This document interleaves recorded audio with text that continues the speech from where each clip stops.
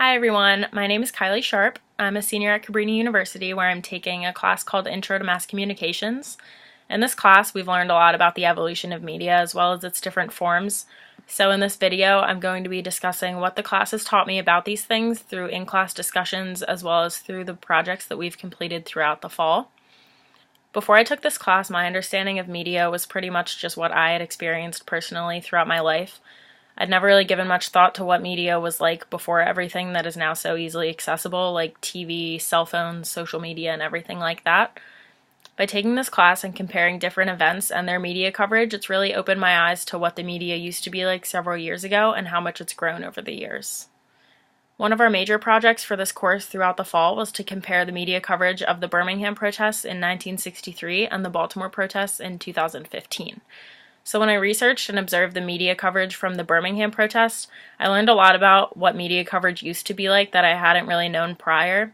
There were, of course, a lot less photographs and videos used back then, but I also noticed that the language was really different, and I really found it interesting that even though the main way of publishing news back when the Birmingham protests happened was through newspapers, the articles in the newspapers tended to be really short and to the point and also kind of off to the side and small and unnoticeable, which is interesting just because this event was so big and so historical. So when I looked at posts and articles from the more recent protests in Baltimore in 2015, I found articles not only in newspapers but online also, and the internet of course has made a huge difference in the way news is being covered in more recent times. It allows for more photos, videos, as well as a new level of viewer or reader interaction, which is pretty cool.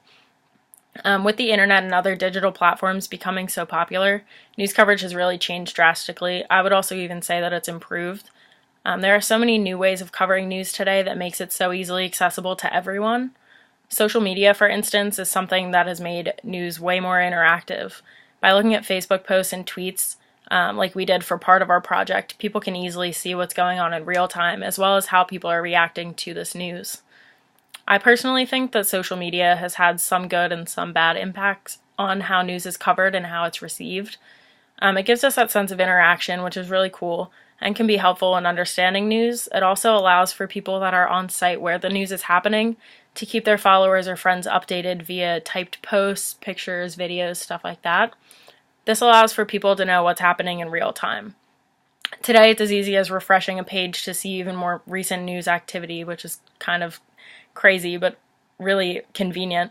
Though social media has mainly impacted news coverage in a positive way, there are some aspects of it that could be conceived as negative.